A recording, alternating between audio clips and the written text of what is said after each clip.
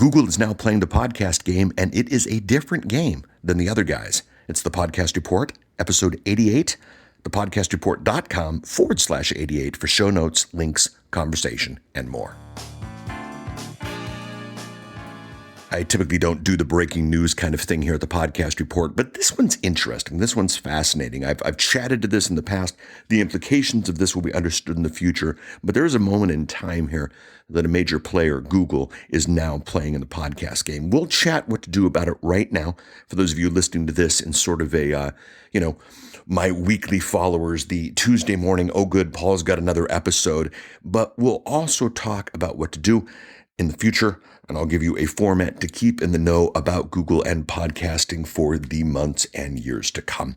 My name is Paul Colligan. This is the Podcast Report. I'm a podcast consultant, podcast author, obviously a podcaster, but that's not what this is about. This is the Podcast Report. This is where I share with you, the podcaster, the things you need to know to do more business with your podcast. Now, is more business with your podcast getting more money from GoDaddy per 1,000 downloads? No, it's the bigger story. It's the bigger scale. It's how all of this stuff fits together. That's what the Podcast Report is about. And that's why this Google announcement is really important.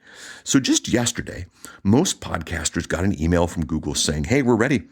And then they gave you sort of a cryptic response to how this whole thing works, and they set you out on your own.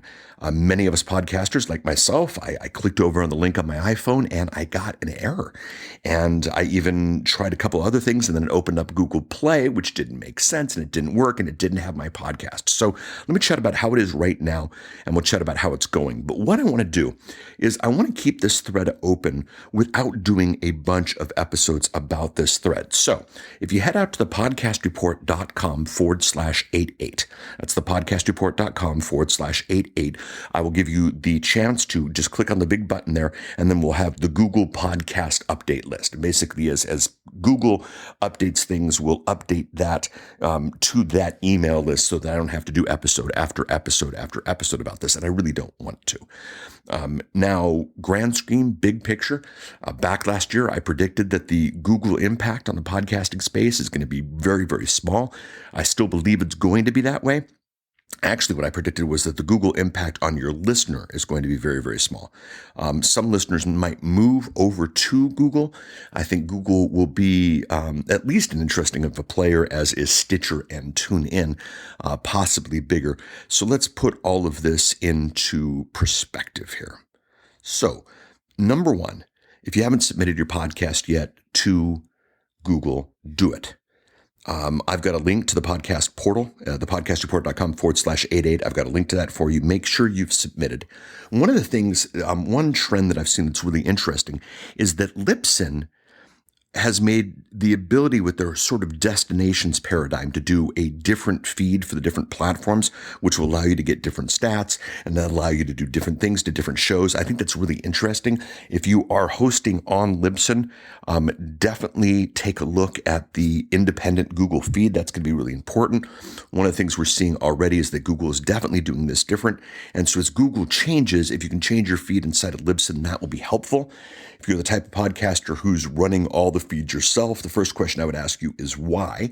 But if you are one of those, do think about producing a different feed for Google and what that would mean.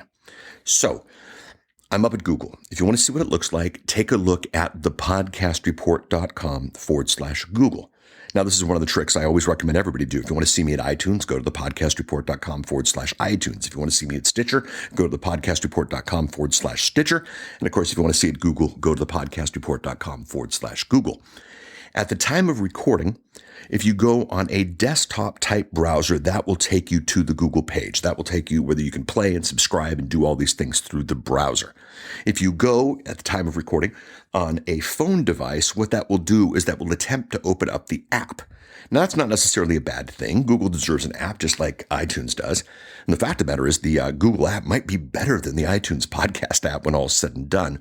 But unfortunately, right now, at the time of this recording and at the time of the release, the apps weren't updated yet, at least on the iOS side. So that's why I got that click, that link that resulted in an error. Once all this stuff syncs up, it should be as seamless and as smooth and as clean as it is over at the Apple process. So if you want to see what it looks like, like right now, today, or in the next couple of days, go ahead and do this on the desktop. You might be able to, be able to see in the browsers later. The podcast portal where you submit, I will do a link to that at thepodcastreport.com/88. And we'll go from there. Another thing I will do inside of the podcastreport.com/88 is there is a bit of a link, I will put up a link. There's a bit of a thread in the podcaster community over at Google Plus. Yes, I get the humor behind that. And what we'll do is we will certainly, we'll certainly continue this conversation, and we will go from there. I'm a Chromebook house. My family is Chromebook users, everybody but me, and they like it because they're simple and they're easy. Now, I don't have game players, and I know all the arguments about that, but as my family goes to Chromebooks, a player inside of Chrome that's optimized for Google that works with things like Chromecasts. This is interesting. And where Google goes with this could be done. Now, Google will integrate this inside of the iOS Google Play app. For a long time, I was running the Google Music service. I've switched over to the Apple service recently, largely because of the family plan, which of course then Google announced the family plan. And, if I had known that was going to come, I probably wouldn't have switched, but so we're there. So your podcast on Google will be able to see on browsers on a Mac, iOS, desktop type of situation. They'll also be on the Chrome world, the Google world. They'll also be on the Windows world. So don't think about this as only a Android user kind of thing. It's kind of like Stitcher, available everywhere. It's kind of like TuneIn, available everywhere. It's not like Apple iOS podcast, iTunes, only available, on that device. Think about that. The different streams, again, I spoke to that earlier. That is going to be interesting because, and this is key, and this is the thing that made me want to do the episode about this. When I logged into the portal, I saw a message from Google. I've got it right up here on the desktop. I want to get sure I get this right. And, at the time of this recording, reports for podcasters will be available on or before April 25th, 2016. What does this mean? This means that Google is going to give the podcaster reports on what's happening inside of Google Podcasting. This is huge. We don't get reports from iTunes right now. Now, maybe, we've seen the move. I chatted about this a little bit earlier. The whole Podcast Connect thing certainly be a means and a way whereby which they could deliver us reports, and maybe we'll get some reporting. But this Google reporting, it's going to be really, really interesting. One of the things I think is going to be really interesting about the Google reporting is the ability to compare the Google reporting to your existing reporting. If you are using a media host that, it's going to be interesting to see how these numbers go. But to get an understanding of what's happening on the place is definitely there. Google is giving out right now ridiculously long URLs for your show. I mean, they are just painfully ridiculously long. Definitely use a short URL. I don't recommend that you use something like Bitly. I recommend that you use your own domain when you do the short URL. And again, like I kind of tried to demonstrate here earlier, the podcastreport.com/88 for this episode, or the podcastreport.com/Google to see this over at Google. Do that kind of thing. Ridiculously long URL. So again, the apps are up. They're running on Android. They look good. They're not there on iOS yet.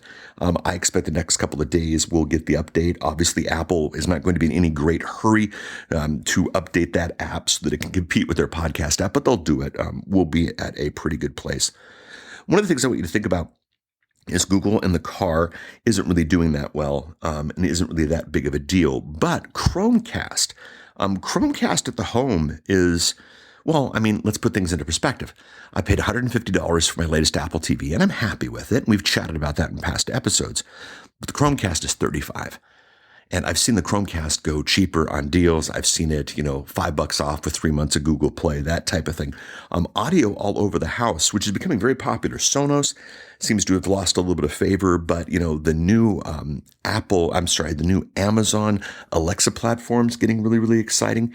And boy, when you look around and you see audio in the home, with different devices, Chromecast, Alexa, Apple TV, Sonos. Use the podcaster should be ecstatic. Realize that Chromecast is going to be one of the easiest ways and one of the cheapest ways to do that. So you want to think about that as well. Okay, so what do we do with this? Google is live. The drip is a bit slow. I don't know if I would have released everything had I not had the apps out yet and been able to just kind of beta test that in the main world, but it's there. The website is there. They're promising them stats by the end of the month. Giving them a separate feed is a strategic move that I would certainly recommend that you make. I don't think it's going to have a major impact on new listeners for you. However, the implication of maybe some people switching it over because they like this infrastructure is certainly there. Now, the one thing that could happen, it still could happen, and I was involved under NDA with a project back in Google way back in the day, and my NDA is actually passed for this one. There was examination of looking at podcasting, by Google on the same level of strategy, if you will, that they took on Google Video, which of course became the acquisition of YouTube. Here's a thought for you. Here's a brainiacal thing for you. And of course, if this happens, we'll definitely hit another episode of the podcast report about this. But what if Google takes their audio to text translator that they use inside of Google Voice, which is not that good right now, but of course, tech only gets better. What if they took our shows? What if they transcribed them and made that part of Google search?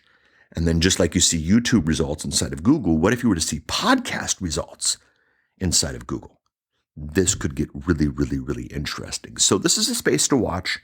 Yes, it's a bit breaking news, but if you're listening to this past that event, everything I said is still true. And most importantly, if you head out to the podcastreport.com/88 and sign up for the update thing I'll do about Google there, then we could all stay in the queue and we won't make it a podcast report about, what's happening over at Google or what's happening anywhere else. And as other people make advances, maybe I'll have a sign up there and we can all focus together on the big picture at hand. I'm not surprised by anything Google did except that stats. That's really, really interesting. The integration has yet to be totally seen yet because not all the elements of it are released yet, but that's very, very interesting. You as the podcaster definitely think about looking at a different feed for Google. They're already asking for different information. I believe that's going to change. The stats they're going to give us, we're going to want to do this right. Go strategically. If you're inside of Libsyn, you got it. It's done. If you're inside of one of the other systems, I don't know if this is necessarily the reason why you jump over to Libsyn, but as this becomes more and more important, you want to have tracking and you want to have the destinations paradigm, at least inside of what you're doing versus what everybody else is doing. So there we go. Google podcasting. Welcome, Google. We thank you. We'd like it to get a little bit better. And of course, if you integrate it inside of search, that would be absolutely fantastic. But there it is. Make sure you subscribe to the show, thepodcastreport.com/iTunes/Stitcher /TuneIn. And of course, finally now, /Google, so that as the weeks progress, we'll get you more news about podcasting. And podcasting is definitely a much, much bigger thing than just the world of, oh, look, Google's doing it too. Follow us on social, thepodcastreport.com/Twitter. Let's have the conversation. Thepodcastreport.com/Facebook. Let's have the conversation. And of course, if you want to head out to thepodcastreport.com/88, sign up for the Google update list. That would be fabulous. And of course, comments there at the blog are taken as well. Thank you so much for listening to the Podcast Report. We'll chat with a new topic next week. Bye.